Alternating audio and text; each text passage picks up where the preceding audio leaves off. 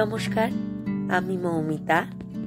আমার কবিতা পাঠ চ্যানেলে আমার সকল শ্রোতা বন্ধু এবং দর্শক বন্ধুকে আন্তরিক শুভকামনা জানিয়ে আজকের গল্প পাঠ শুরু করছি। আজ আমি আপনাদেরকে পড়ে শোনাব নরেন্দ্রনাথ মিত্রের লেখা একটি অসাধারণ ছোট গল্প। গল্পের নাম সুপুরুষ।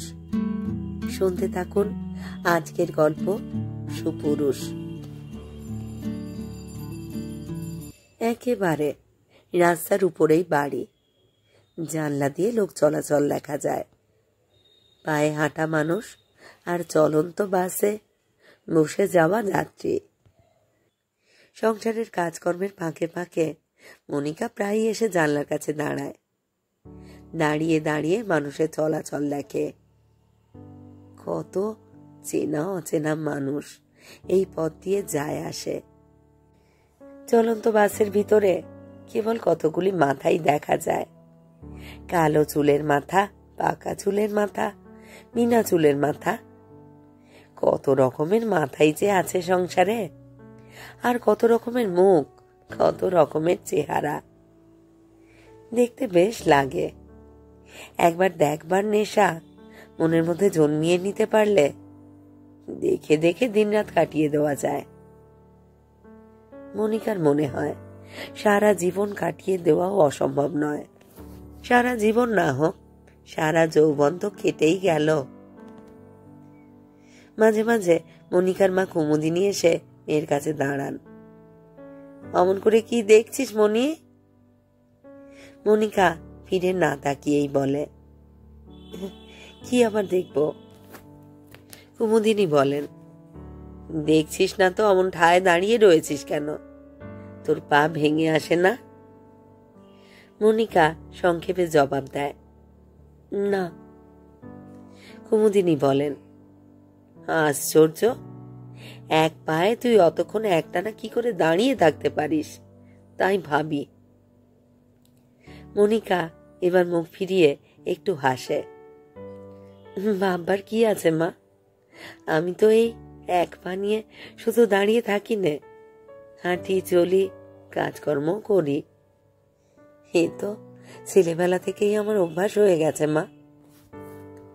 কুমুদিনী বলেন, তা হয়ে গেছে অবশ্যই, কিন্তু যাই বলিস তোর ভাবভঙ্গি দেখে মাঝে মাঝে আমার ভয় হয় ভারী। মনিকা জবাব দেয়, অবাক করলে মা, আমার ভাবভঙ্গির মধ্যে ভয়ের কি দেখলে? কুমুদিনী যেতে যেতে বলেন, ভয় নয়, দুঃখ। কি যে দুঃখ তা তুই বুঝবি না, তোকে তো আর মা হতে হয়নি। মনিকা অদ্ভুত একটু হাসে। তা ঠিক, এই জন্মে শুধু পুরোপুরি মেয়ে হয়ে থাকার সুখী ভোগ করে গেলাম মা। কারণ মা বউ হওয়ার দুঃখ আর পেতে হলো না, সেই এক সান্ত্বনা। কুমুদিনী আর সেখানে দাঁড়ালেন না। ঘরের কাজকর্ম পড়ে রয়েছে, দাঁড়িয়ে দাঁড়িয়ে গল্প করলে তার চলে না। পাড়ার নন্দ ডাক্তারের ডিসপেন্সারি থেকে দাবা খেলা সেরে অনেক রাত্রে ফিরে আসেন পেনশনভোগী পান্নালাল রায়। তিনি এসে প্রায় দেখতে পান মনিকা জানলার কাছে দাঁড়িয়ে আছে। তারও ভালো লাগে না। অসন্তোষের ভঙ্গিতেই বলেন, এত রাত্রেও ওখানে দাঁড়িয়ে দাঁড়িয়ে কি করছিলি মনি? মনিকা জবাব দেয়, কি আবার করব বাবা, অমনি দাঁড়িয়েছিলাম। পান্নালাল বলেন, অমন করে দাঁড়িয়ে থাকতে তোর কষ্ট হয় না? মনিকা জবাব দেয়, বসে থাকতে আরো কষ্ট হয় বাবা। পান্নালাল বলেন, শুধু বসে থাকবি কেন, বই টই পড়বি? তোর জন্যই তো লাইব্রেরি থেকে 2খানা করে বই আনি। মনিকা জবাব দেয়, অবসর মতো বই তো পড়ি বাবা। পান্নালাল বলেন, তারপর দক্ষিণ দিকে যে একটু ফুলের বাগান করেছি সেখানেও কাজ করতে পারিস। সবাই বলে গার্ডেনিং খুব চমৎকার হবি। মনিকা মৃদু স্বরে বলে, হ্যাঁ, বাগানেও যাই বাবা। পান্নালাল সে কথা স্বীকার করে বলেন, হ্যাঁ, তা অবশ্য যাস। বাগানের উপর তোর যত্ন আছে, না হলে বছর ভরে অত ফুল ফুটতো না। মনিকা বলে, এবার হাত মুখ ধুয়ে চলে এসো বাবা, চলো তোমার ভাত বেড়ে দি। পান্নালাল বলেন, হ্যাঁ চল, কিন্তু তুই যদি দাবা খেলাটা আমার কাছ থেকে শিখে নিতিস মনি, তাহলে আমাকে আর সঙ্গী জোটাবার জন্য পাড়া ভরে ছুটোছুটি করতে হতো না।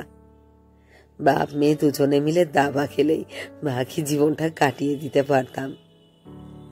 দাবা কি যে মজার খেলা মা, তা তো তুই আর বুঝলি নে। মনিকা হাসে, না বাবা, ও মজাটা কিছুতেই আমার মাথায় ঢুকলো না। চেষ্টা করে তো তুমিও দেখলে, আমিও দেখলাম, এক মজা সকলের জন্য নয়। পান্নালাল তখনকার মতো আর কোনো কথা বলেন না। খেয়ে দিয়ে শুতে যাওয়ার আগে মেয়েকে ডেকে ফের একটু উপদেশ দেন। কথাটা তুই ঠিকই বলেছিস মনি, এক মজা সকলের জন্য নয়। তুই অবশ্য মজার জন্য জানলায় দাঁড়াস নে, তা আমি জানি, তবে পাড়ার সকলেই ওতে কিন্তু ভারী মজা পায়। তারা নানান কথা বলা বলি করে। মনিকা শান্তভাবে বলে, করুক না, তাতে কি আমাদের কিছু এসে যায় বাবা? ওদের কথায় কান দেওয়ার বয়স আমি অনেকদিন পার হয়ে এসেছি বাবা। পান্নালাল বলেন, কিন্তু লোকে যে হাসাহাসি করে মা। মনিকা বলে, করুক না বাবা, আমাকে খুঁড়িয়ে চলতে দেখেও লোকে প্রথম প্রথম খুব হাসত, এখন তো আর হাসে না। দেখতে দেখতে আজকের হাসাহাসিও ওদের একদিন বন্ধ হয়ে যাবে, তুমি ভেবো না। পান্নালাল ব্যথা পান, তার মুখের ভাবে সেই ব্যথা স্পষ্ট হয়ে ওঠে। কিন্তু তা দেখেও তাকে কোমল কথায় সান্ত্বনা দেওয়ার কোনো চেষ্টা না করেই মনিকা নিজের ঘরে চলে যায়। যে বাপ মা জন্ম দুর্ভাগিনী মেয়ের মুখের দিকে না তাকিয়ে পরের কথা কানে তোলেন, তারা যদি দুঃখ পান, সে দুঃখ মনিকা ঘোচাতে পারবে না। মনিকার দুঃখই কি কেউ ঘোচাতে পেরেছে? জীবনটা যে নিতান্তই দুঃখময়, সে বোধ মনিকার 4-5 বছর বয়স থেকেই হয়েছিল। আরো অল্প বয়সে টাইফয়েডে তার কোমর থেকে শুরু করে বা পাটা একেবারেই শুকিয়ে যায়। এই যাওয়াটা যে কি, তা বয়স যত বাড়তে লাগলো ততই বেশি করে টের পেতে লাগলো মনিকা। সঙ্গী সাথীদের সঙ্গে সে হাঁটতে পারে না, ছুটতে পারে না, তাকে চলতে হয় আস্তে আস্তে, খুঁড়িয়ে খুঁড়িয়ে।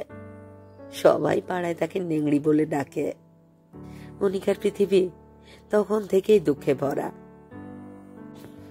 সেই দুঃখের মধ্যে একমাত্র সান্ত্বনা ছিল ছোট বোন অনিতা। মনিকার চেয়ে সে বছর 3 ছোট, যেমন সুন্দরী তেমনই স্বাস্থ্যবতী। অনি যে শুধু বাপ মারি নয়নের মণি তা নয়, দিদিরও আনন্দের নিধি। 2 বোনে ভারী ভাব। মনিকাকে কেউ ব্যঙ্গ বিদ্রুপ করলে অনিতা কোমরে আঁচল জড়িয়ে তার সঙ্গে ঝগড়া করতে যায়। দিদির দুঃখ সে যেমন বোঝে তেমন আর কেউ নয়। পান্নালাল বাবু মনিকার চিকিৎসার জন্য টাকা খরচ কম করেননি, কিন্তু কিছুতেই কিছু হলো না। তারপর চেষ্টা করলেন মনিকার বিয়ের। জামাইকে বিলাত পাঠাবার কি বাড়ি গাড়ি করে দেওয়ার মতো ক্ষমতা অবশ্য পান্নালালের ছিল না। সামান্য পোস্টমাস্টারের চাকরি, অত টাকা কোথায় পাবেন? তবু 2000 টাকা পর্যন্ত পণ দিতে চেয়েছিলেন, কিন্তু একখানা পায়ের ক্ষতিপূরণ বাবদ অত সামান্য টাকা নিয়ে মনিকা স্বামীর পদ গ্রহণ করতে কেউ রাজি হয়নি। যারা মনিকাকে দেখতে এসেছে তারা অনিতাকে পছন্দ করে তার সঙ্গে সম্বন্ধের প্রস্তাব করে গেছে। শেষ পর্যন্ত অনিতা নিজেকে লুকিয়ে রাখত। যারা কনে দেখতে আসতো তারা অনিতার দেখা পেত না। তবু একদিন দেখা দিতেই হলো। ম্যাট্রিকুলেশনের বেশি বাপ মার তাকে পড়ালেন না। 18 বছরের বেশি আর তাকে অনড়া থাকতে দিলেন না। জোর করেই বিয়ে দিয়ে দিলেন। বিয়ের আগে অনিতা সে কি কান্না! দিদি, তোর কি হবে? মনিকা বলেছিল, আমার কিছুই হবে না অনি, কিন্তু তোর অনেক কিছু হবে। স্বামী, ছেলে মেয়ে, তোর পাওয়ার মধ্যে দিয়েই আমি পাবো। কিন্তু মনিকার আশা পূরণ হয়নি। অনিতার বিয়ে হয়েছে বটে, কিন্তু 10 বছরের মধ্যে একটিও ছেলে মেয়ে হয়নি, আর বোধহয় হবেও না। তার স্বামী প্রভাত বোস তেমন মিশুক নয়। শ্বশুরবাড়ির লোকজন পছন্দ করে না, আরো অপছন্দ করে বাংলাদেশকে। সরকারি চাকরি, ইচ্ছা করে দিল্লি, লখনৌ, বোম্বাই, মাদ্রাজে বদলি হয়, কলকাতার দিকে ফিরেও তাকায় না। প্রথম প্রথম অনিতা দিদিকে দুঃখ জানিয়ে চিঠিপত্র লিখত, হাসতে হাসতে তাও বন্ধ হয়ে গেছে। স্বামীর সঙ্গে মানিয়ে নিয়ে জীবনের সঙ্গে আপোষ করেছে অনিতা। আর প্রভাত সেই সন্ধির শর্ত হিসেবে বছর বছর স্ত্রীকে শাড়ি গয়নার পরিমাণ বাড়িয়ে তুলেছে, বাড়ি গাড়ির জন্য টাকা জমাচ্ছে। কিন্তু বিয়ের পরে যাই ঘটুক না কেন, ছোট বোনের এই বিয়ে মনিকার জীবনে প্রথম বড় ঘটনা। এত বড় উৎসব এই বাড়িতে আর হয়নি, হবেও না। পাড়াগাঁয়ের ঝোপঝাড় জঙ্গলে ঘেরা এই ভাঙা বাড়ির ঘরে ঘরে সেদিন আলো জ্বলেছিল, সানাই বেজেছিল, শাঁখ বেজেছিল। এখনো স্পষ্ট মনে আছে মনিকার। বাড়ির সামনে রাস্তার উপরে সারি সারি গাড়ি দাঁড়ালো, আর সেই গাড়ির ভিতর থেকে বেরিয়ে এলো বর আর বরযাত্রীর দল। সেই দলের মধ্যেই ছিল প্রভাতের মাসুতো ভাই সঞ্জয়। বয়স প্রভাতের মতোই 27-28, কিন্তু প্রভাতের মতো রং তার কালো নয়, উজ্জ্বল গৌর। প্রভাতকে বেটে বলা চলে না, কিন্তু সঞ্জয়ের মতন অমন 6 ফুট লম্বা সে নয়। মাথায় অমন কোকড়ানো চুল তার নেই, নেই অমন মুখ চোখের স্ত্রী। এমন স্বাস্থ্যবান সুপুরুষ মনিকা আর দেখেনি। তার দীপ্তিতে প্রভাত নিষ্প্রভ হয়ে গিয়েছিল। শুধু রূপই নয়, রঙও আছে মানুষটির মনে। সেই মনের রং তার মুখের কথায় মাখামাখি। প্রভাত রাশভারী, গুরুগম্ভীর মানুষ, কথা বলে কম। কিন্তু সঞ্জয় একেবারে তার উল্টো। সে সবসময় সবাক। মনিকাকে ডেকে খুঁজে সেই বার করেছিল, কই আমাদের বেয়ান কই, আসুন আলাপ করি। লজ্জা সংকোচ বেশিক্ষণ রাখতে পারেনি মনিকা। সঞ্জয়ের কথার জবাবে কথা বলতেই হয়েছে। ঠাট্টা তামাশার উত্তর প্রায় জোর করেই আদায় করে নিয়েছে সঞ্জয়। বলেছে, 2টি না 4টি না, আপনি প্রভাতের একটি মাত্র শালী, আমাদের একটি মাত্র বেয়ান। আপনার অমন আড়াল দিয়ে লুকিয়ে গেলে চলবে না।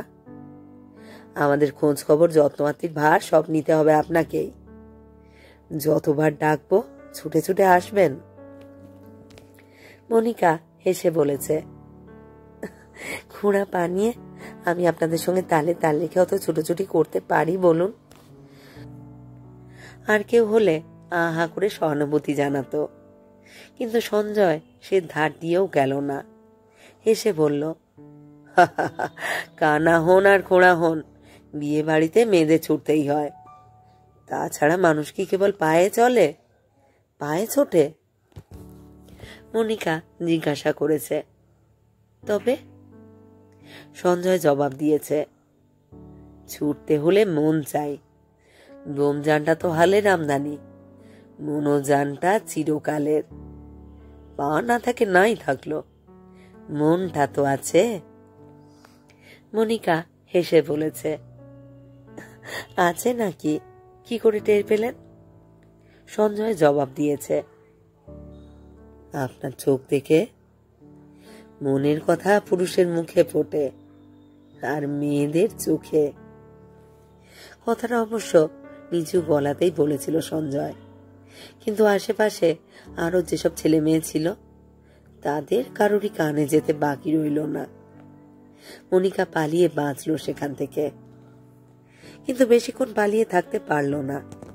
সঞ্জয়ের চা চাই, পান চাই, আর সবই মনিকার নিজে হাতে করে দেওয়া চাই। আর কারোর দেওয়া পছন্দ হবে না সঞ্জয়ের। বিয়ের পরদিন ভোরে বরযাত্রীরা সকলেই চলে গেল। গেল না কেবল সঞ্জয়, সে বরকনের সঙ্গে সন্ধ্যা পর্যন্ত রইল। সারাটা দিন হইচই আমোদ ফুর্তি করে কাটল। বেশিরভাগ ফুর্তি তার মনিকার সঙ্গে। তার তামাশাগুলি অনেকেরই কানে লাগে, মারামারিটা চোখে বাজে, কিন্তু কেউ মুখ ফুটে কিছু বলতে পারে না। শত হলেও বিয়ে বাড়ি, রং রসে ছড়াছড়ি তো হবেই। অনিতাই অবশ্য পরদিন মনিকাকে সাবধান করে দিল, এই দিদি, সঞ্জয় বাবুর সঙ্গে বেশি মিশিস নে, লোকটি ভালো না। কেন রে? ওর কাছে শুনলাম সঞ্জয় বাবু পাঁড় মাতাল, মদ ছাড়া 1 মিনিটও ওর চলে না। দেখ না, বিয়ে বাড়িতেও মদের বোতল সঙ্গে নিয়ে এসেছে। ও মা, তাই নাকি? কথা বলবার সময় মিষ্টি একটা গন্ধ বেরোচ্ছিল, সে কি মদের গন্ধ? তাছাড়া আর কি? আর চোখ দুটো কিরকম লালচে দেখেছিস তো? মনিকা গম্ভীর ভাবে বলল, দেখেছি। কিন্তু এত সাবধান করে দেওয়া সত্ত্বেও মনিকাকে সঞ্জয়ের সঙ্গে কথা বলতে দেখে অনিতা অবাক হয়ে গেল। একটু তিরস্কারের সুরেই বলল, দিদি, তুই কি? সঞ্জয় বাবুর ভাব চরিত্র দেখে কোনো মেয়ে তো ওর সঙ্গে কথা বলতে সাহস পাচ্ছে না। তুই যাচ্ছিস কি করে? মাতালকে তোর ভয় নেই? মনিকা হেসে বলল, না অনি, মাতাল দাঁতাল কাউকেই আমি ভয় করি নে। আমি যে ঘোড়া তা তো সবারই চোখে পড়ে। সঞ্জয়ের নেশার কথা সকলেই জানতে পারল। পেশার কথাটাও অজানা রইল না। সঞ্জয় অভিনেতা, থিয়েটার সিনেমায় অ্যাক্ট করে। নিকট আত্মীয় কেউ নেই। মেসে হোটেলে যখন যেখানে খুশি থাকে। এমএ পর্যন্ত নাকি পড়েছিল, কিন্তু অত পড়াশুনো বিশেষ কাজে লাগেনি। অভিনেতা হিসেবেও তেমন খ্যাতি হয়নি সঞ্জয়ের, অথচ মদ্যপ বলে অখ্যাতি যথেষ্ট আছে। কোনো দিক থেকেই লোকটি নির্ভরযোগ্য নয়। তবু মনিকার ভালো লেগে গেল। দুজনেই ঠিকানা বিনিময় করল, এমনকি চিঠিপত্রের বিনিময়ও চলতে লাগলো। ভারী চমৎকার চিঠি লেখে সঞ্জয়, মুখের কথাকে কলমের মুখে বসিয়ে দিতে জানে। অনিতা তা দেখে সাবধান করে দিল, দিদি, তুই ওর ছলনায় ভুলিস নে, লোকটা ভালো না। কিন্তু ও নাকি সব মেয়েকেই একই ভাষায় চিঠি লেখে, সব মেয়ের সঙ্গে এক ধরনের কথা বলে। মনিকা জবাব দিল, তা বললই বা, ওরা মেয়ের সঙ্গে ও যে মন খুলে কথা বলে, চোখ তুলে তাকায়, সেই তো ওর মুহূর্ত।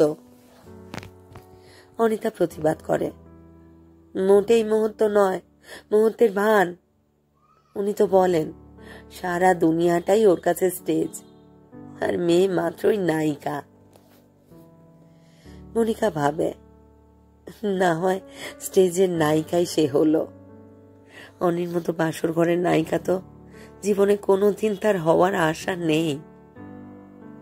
কিন্তু সঞ্জয় সেনের সবই যে অভিনয় তা মনিকার মনে হয় না। সঞ্জয় তাকে চিঠি লেখে, তার অভিনয় দেখবার জন্য কমপ্লিমেন্টারি কার্ডও পাঠায়, খাওয়ার নিমন্ত্রণ করলে সত্যি এসে হাজির হয়, রাত্রে থাকে, আর সারাক্ষণ মনিকার সঙ্গে গল্প গুজব করে, হাসি ঠাট্টা করে।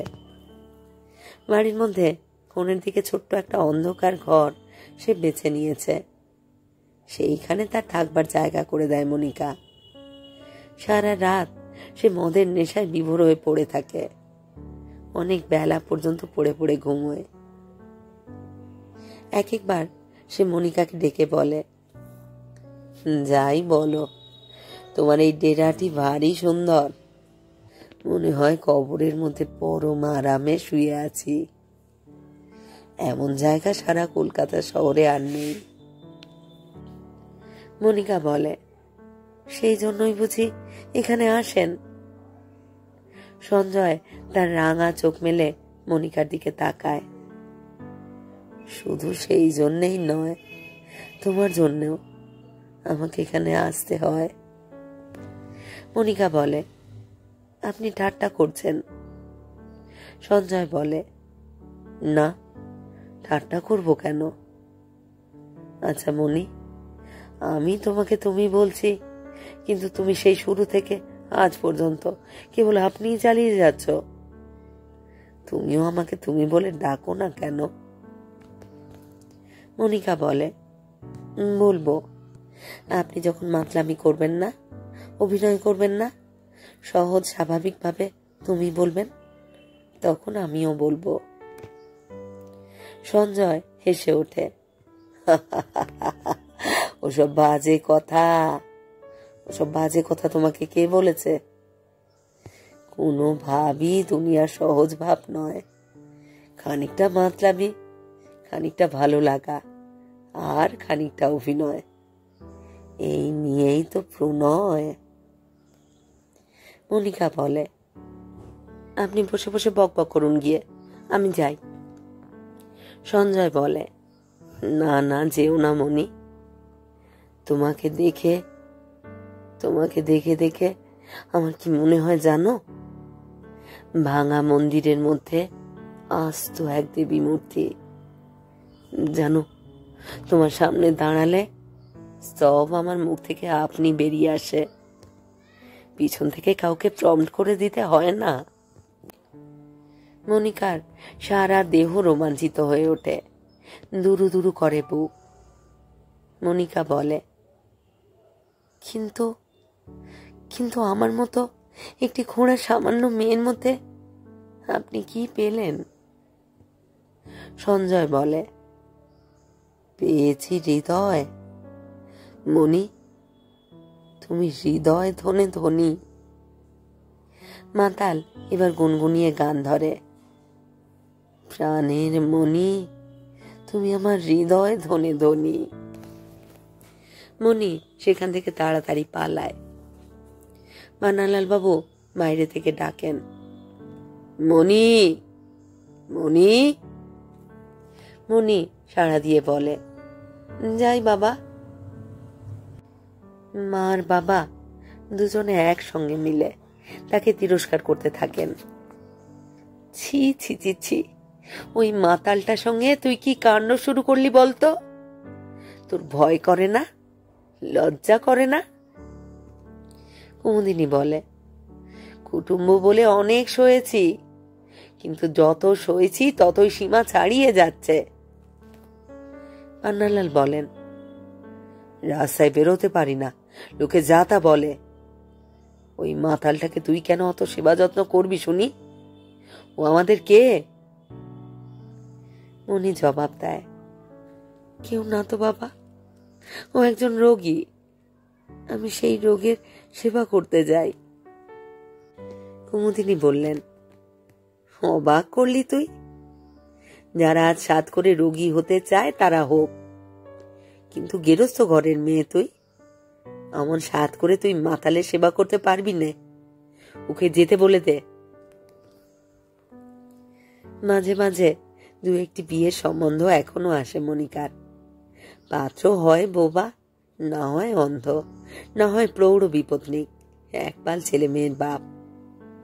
মনিকা প্রাণপণে বাধা দেয়, ফের যদি আমাকে বিরক্ত করো মা, আমি কিন্তু গলায় দড়ি দিয়ে মরব।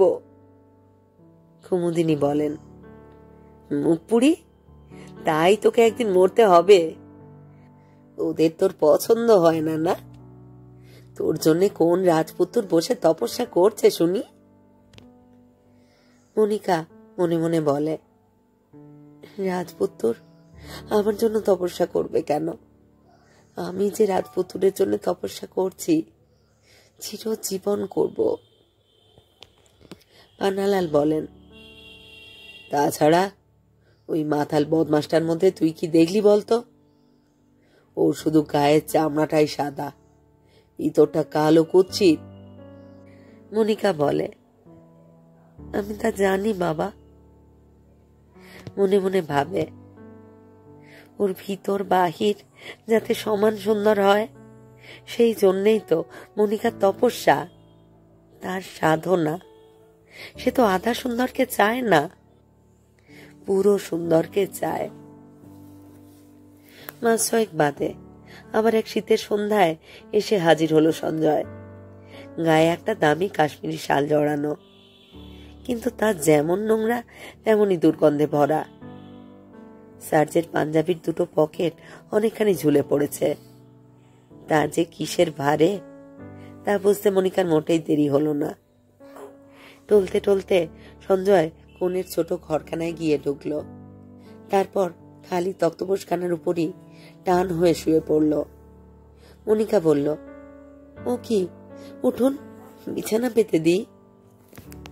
সঞ্জয় বলল, সুন্দরী, এই তো আমার রাজসজ্জা, আবার বিছানায় কি প্রয়োজন? মনিকা রাগ করে বলল, ছি ছি ছি, আপনি আবার ওসব খেয়ে এসেছেন? সঞ্জয় হেসে উঠল, মণিমালা, ওইসব খেয়ে আসিনে, আসবার জন্যই খাই। এইটাই ওর একমাত্র সত্য কথা। মুখের ভিতরে যেন হাতুড়ির ঘা পড়ল মনিকার। একটুকাল তাকিয়ে থেকে উনি রূঢ় স্বরে বলল, না খেলে যদি আসতে না পারেন তাহলে আর এখানে আসবেন না। সঞ্জয় আবার হেসে উঠল, আমার মনি, আমার সোনা, তোমার মুখে কি কেবল না না না না, কিন্তু আমার মন যে মানে না, মানে না না না। কথায় এবারে সুর বসালো সঞ্জয়।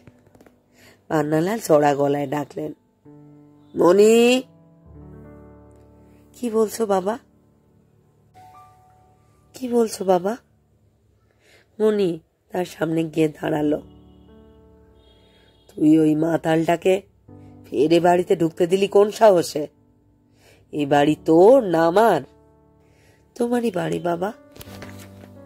তাহলে এক্ষুনি ওকে বের করে দে। মনিকা বলল, রাতটা যাক, কাল সকালেই বের করে দেব। আর কোনোদিন ওকে বাড়িতে ঢুকতে দেব না বাবা, তোমাকে কথা দিচ্ছি। পান্নালাল বললেন, মাতালের সঙ্গে তুইও মাতালিনী হয়েছিস? তোর আবার একটা কথা। খেয়ে দে তারা দুজন নিজেদের ঘরে চলে গেলেন। যাওয়ার আগে বললেন, খবরদার, ওকে আজ আর কিছু খেতে দিতে পারবি না। যত্ন পেয়ে পেয়ে ওর লোভ বেড়ে গেছে। যে মাতাল, যে বদমাস, তার সঙ্গে আবার কুটুম্বিতা কিসের, ভদ্রতা কিসের? ঢের শুয়েছি, আর না।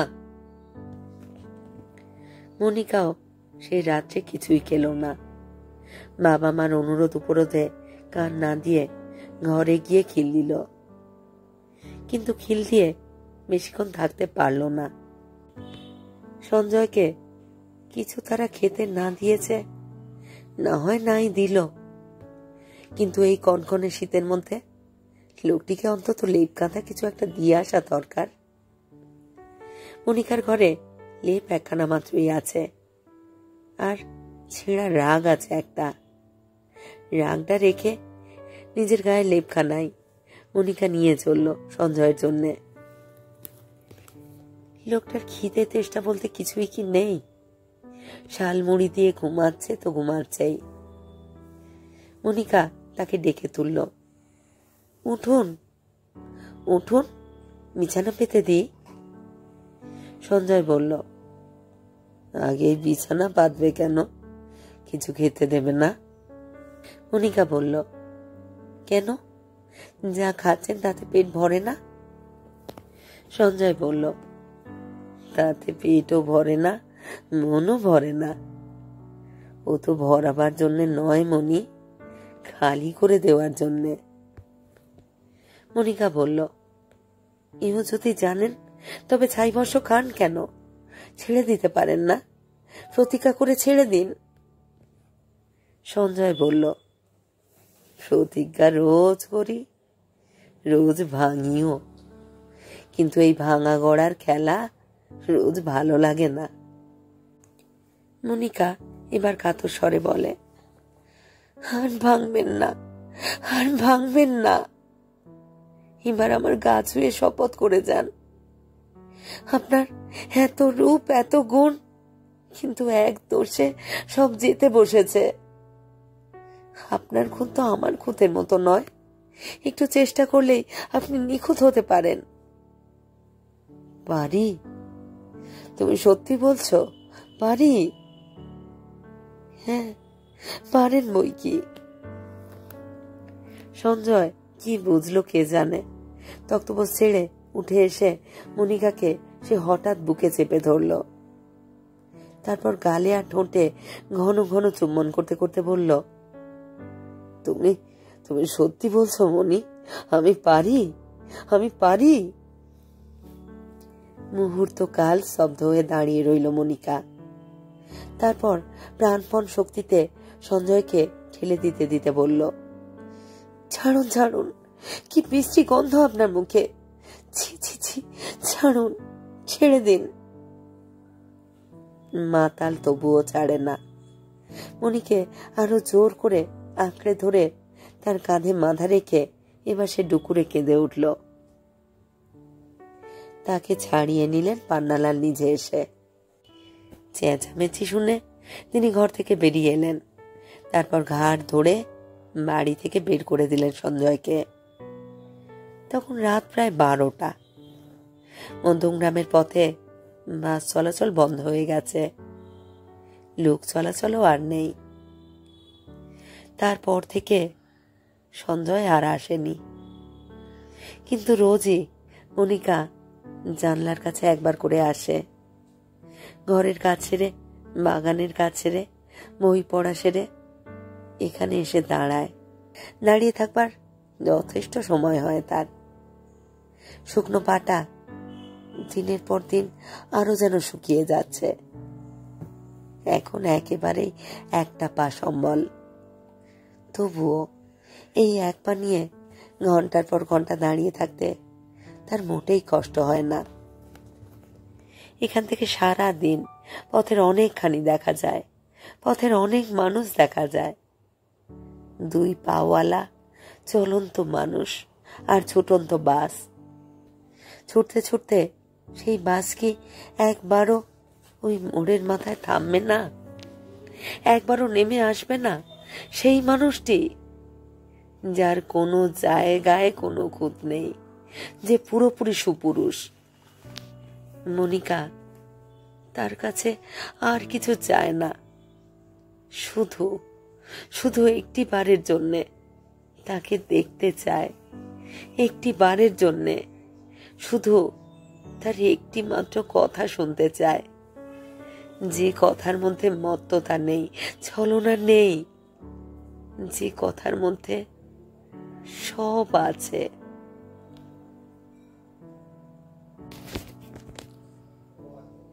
শেষ হলো আজকের গল্প, নরেন্দ্রনাথ মিত্রের লেখা গল্প সুপুরুষ। ভীষণ সুন্দর একটি গল্প। আপনাদের কেমন লাগলো তা কমেন্ট বক্সে অবশ্যই আমাকে জানান। আপনাদের মতামতের প্রতীক্ষায় রইলাম। আমার কবিতা পাঠ চ্যানেলে যারা আমার পুরো গল্প পাঠ শুনছেন নিয়মিত এবং নিয়মিত আপনাদের মতামত ব্যক্ত করে আমাকে উৎসাহিত করছেন, তাদের জানাই আমার আন্তরিক ধন্যবাদ। যদি আমার গল্প নির্বাচন এবং পাঠ আপনাদের ভালো লাগে, অবশ্যই একটি লাইক করবেন এবং গল্পগুলিকে আপনাদের প্রিয়জনের মধ্যে শেয়ার করবার অনুরোধ রইল। আপনারা যারা এখনো আমার কবিতা পাঠ চ্যানেলটি সাবস্ক্রাইব করেননি, তাদের অনুরোধ সাবস্ক্রাইব করে সাথে থাকার। আর হ্যাঁ, নোটিফিকেশন কিন্তু অবশ্যই অন রাখবেন, কারণ এই চ্যানেলে নিয়মিত আমি নতুন নতুন গল্প পড়ে শোনাচ্ছি।